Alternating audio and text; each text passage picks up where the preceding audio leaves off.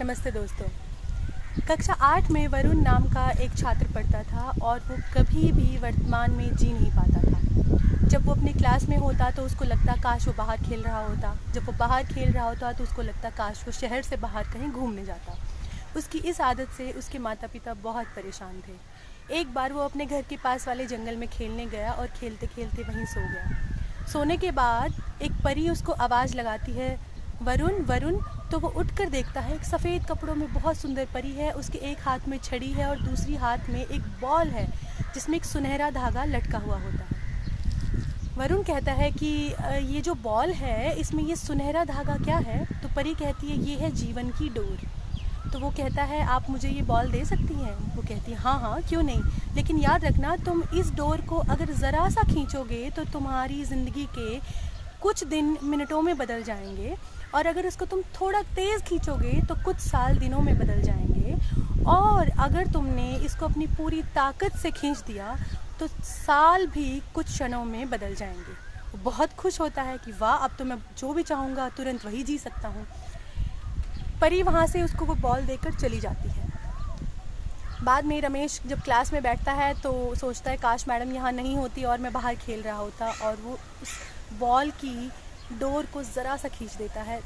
कुछ ही क्षणों में देखता है कि वो मैदान में खेल रहा होता है।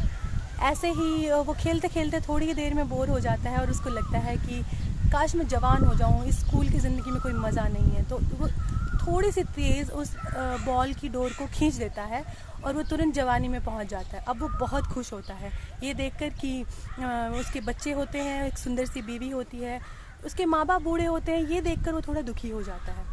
अब कुछ दिन उसको बहुत मज़ा आता है कि उसके पास एक नौकरी है, घर बार बसा हुआ है। फिर वो एक दिन सोचता है कि इस ऑफिस की ज़िंदगी से मैं बोर हो गया हूँ, अब मैं इस डोर को पूरी ताकत से ही खींच देता हूँ ताकि मैं रिटायर होकर अपनी सेहत का ख्याल रखूँ और मज़े से अपनी बाकी का जीवन बिताऊँ।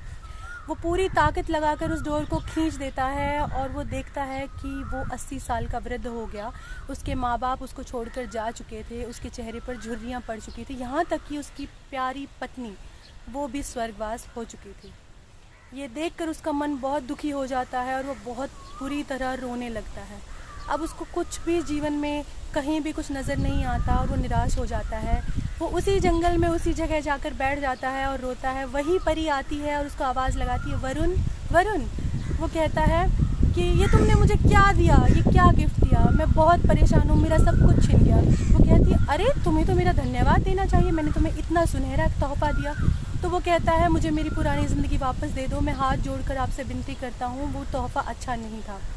परी को उस पर दया आ जाती है और वो बॉल उससे लेकर कहती है जाओ तुम अपने जीवन में वापस जा सकते हो। दोस्तों, क्या हम वरुण से अपने जीवन को रिलेट कर पा रहे हैं? हम अपने वर्तमान क्षणों को भूलते चले जाते हैं, या तो जो हो चुका हम उसमें दुखी रहते हैं सोचकर, या जो आने वाला कल है उस भविष्य में ही उलझे रह जाते हैं। वर्तमान क्षणों का कभी मज़ा ही नहीं लेते हैं। बूंद बूंद करके जैसे सागर भर जाता है वैसे ही क्षण क्षण करके जीवन बनता है। क्षण क्षण को जीना ही जीवन की असली कला है। मज़ा लीजिए, हर क्षण का मज़ा लीजिए, जहाँ हो वहीं पर रहकर जीवन की पूरी सुगंध का मज़ा लेना चाहिए। Thank you.